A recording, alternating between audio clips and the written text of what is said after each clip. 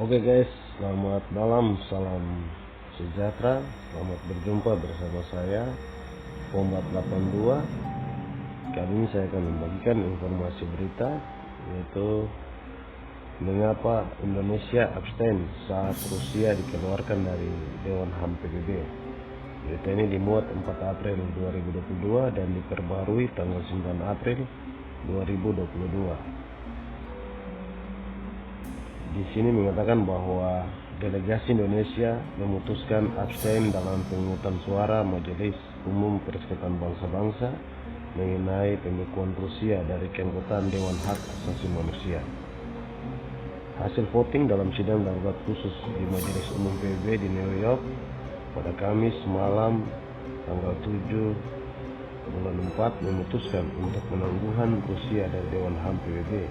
Sebanyak 93 negara mendukung, 24 menolak, dan 58 abstain. Di antara yang abstain adalah Indonesia. Pembekuan keanggotaan Rusia dari Dewan HAM PBB memerlukan setidaknya 2/3 suara dari anggota PBB. Terkait sikap abstain ini, Kementerian Luar Negeri Republik Indonesia memberikan penjelasan bahwa Majelis Umum PBB perlu bersikap hati-hati dan tidak mencabut hak sah anggotanya sebelum memiliki seluruh fakta yang ada.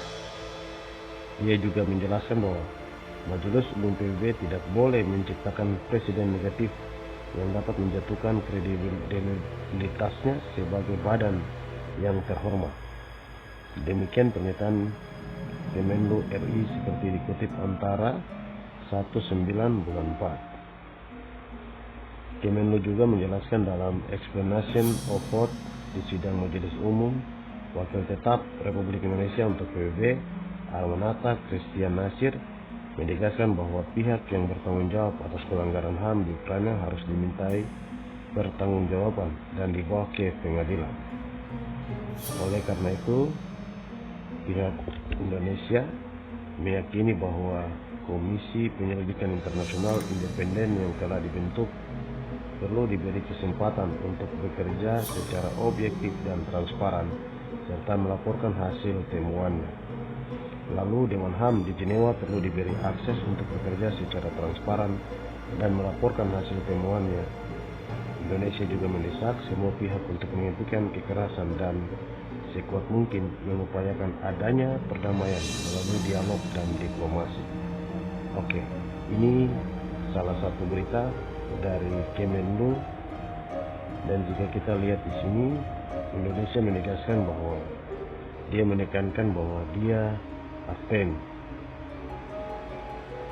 dan seperti yang kita ketahui di sini yang dapat saya bahas yaitu terkait sikap abstain itu. Kementerian Luar Negeri Republik Indonesia memberikan penjelasan bahwa Majelis Umum PBB perlu bersikap hati-hati dan tidak mencabut hak sah anggotanya sebelum memiliki seluruh fakta yang ada. Ini kalau menurut saya, di mana mereka menekankan tentang fakta atau bukti, di mana kita sendiri sudah tahu bahwa di sana terjadi invasi, pembantaian, pembunuhan, dan lain-lain yang terjadi, dan sudah banyak jatuh korban di pihak, terutama pihak sipil, baik materi maupun nyawa mereka. Saya juga menyarankan bahwa sebagai negara besar seperti Republik Indonesia ini, dia bersikap abstain dan dia meminta harus ada bukti. Bukti bagaimana lagi? Dan di sana terjadi berserakan mayat, bisa kita lihat, dan bangunan-bangunan hancur. Dan hal yang sama memang kita tidak bisa pungkiri karena terjadi juga di dalam negeri Indonesia, yaitu kasus yang sama terjadi di ujung timur di tanah Papua. Jika kita cermati bersama, di tanah Papua juga dari tahun 1961 hingga sekarang 2022, kejadian-kejadian yang tadi yang sama seperti yang terjadi di Rusia, di mana terjadi di sini, dan negara hanya berpangku kaki diam dan menawarkan gula-gula manis, yaitu dalam hal ini saat ini mereka memberikan 3 provinsi tambahan lagi di tanah Papua untuk menutupi segala sesuatu. Jika mereka menekankan untuk membuka ruang kepada PBB untuk masuk, mengapa mereka juga tidak bisa membuka ruang untuk PBB dapat masuk untuk melihat masalah pelanggaran-pelanggaran HAM yang terjadi di Papua. Untuk itu, jika negara yang besar yaitu negara Indonesia ini menyatakan demikian untuk negara lain, dia juga harus menjunjung tinggi itu juga untuk diri pribadinya sendiri, yaitu untuk mendatangkan HAM dan untuk mencari bukti fakta yang terjadi di tanah tercinta, tanah Papua. Oke, itu saja yang mungkin saya dapat sampaikan, dan saya heran karena mereka stand sampai kejadian memakan korban begitu banyak.